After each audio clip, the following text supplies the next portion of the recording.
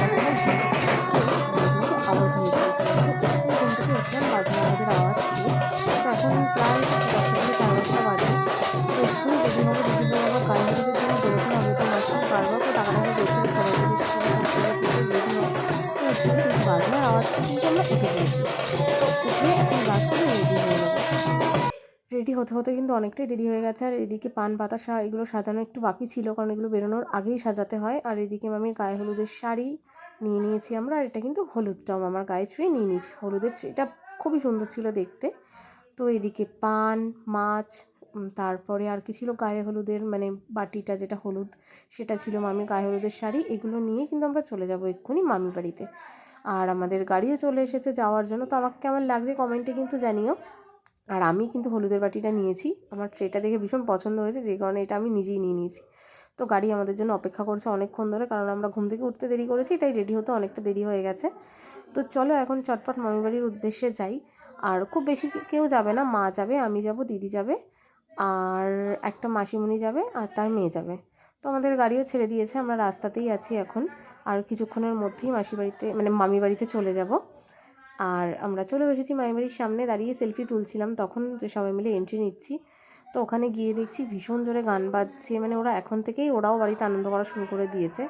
তো আমরা দরজার সামনে এসে দাঁড়িয়ে পড়েছি মামির বাড়ি। তো সবাই মিলে আমাদেরকে মানে কী বলে ওটাকে উলুটুলু দিচ্ছিলো, যা যেসব নিয়মকানুন হয় আসলে।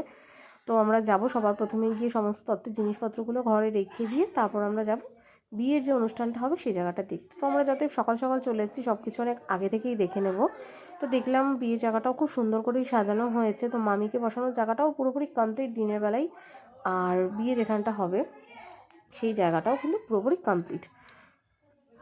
তো এখন আমরা সবাই মিলে মামিকে গায়ে হলুদ দিয়ে নিচ্ছি। ভীষণ পরিমাণ ঠান্ডা লেগে গেছে, কথা বলতেও প্রবলেম হচ্ছে, তোমরা হয়তো ভয়েসটা শুনে অনেকে বুঝতে পারছো। তো যাই হোক, এখন সবাই মিলে মামিকে হলুদটা মাখিয়ে দিচ্ছি, এক এক করে সবাইকে একটু একটু করে মাখাতে হয়। তো আমিও বাদ যাইনি, আমিও ভালো করে মাখিয়েছি। আর মামির বাড়ির নিয়মটা না একটু আলাদা ছিল। আমরা সবাই মিলে যেমন ধান দুব্বা দিয়ে আশীর্বাদ করি, তো ওনাদের মধ্যে দেখলাম চাল ছিটিয়ে আশীর্বাদ করতে হয়, যাদের বাড়ি যেটা নিয়ম। তো আমরা চটপট বাড়িতে এসে পড়েছি, এসে দেখছি গায়ে হলুদের মানে জল ভরতে যাওয়ার যেটা নিয়ম, সেটার জন্য একদম সবাই মিলে রেডিমেডি হয়ে।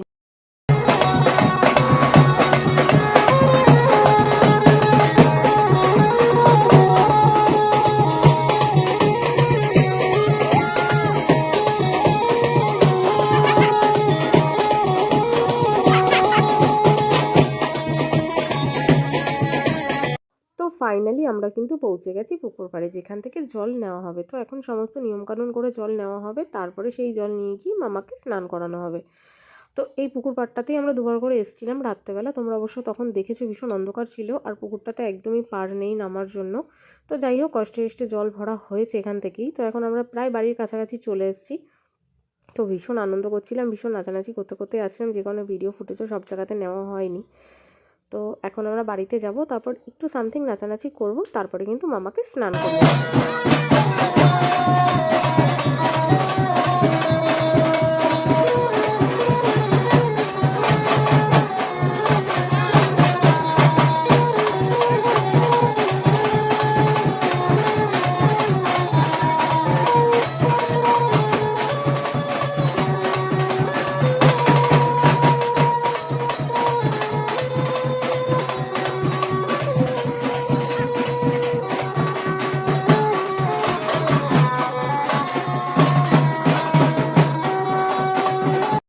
তো জল ভরে নিয়ে আসার পরে এখন আমরা কিন্তু সবাই মিলে রেডি হয়ে গেছি মামাকে স্নান করানোর জন্য।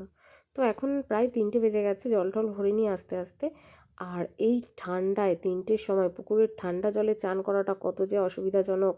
তো সবার প্রথমে কিছু নিয়মকানুন ছিল, মামার মানে শ্বশুরবাড়ির জন্য জল লাগবে, তো যেই কারণে অল্প অল্প করে জল বাটিতে করে নিয়ে নেওয়া হচ্ছিল।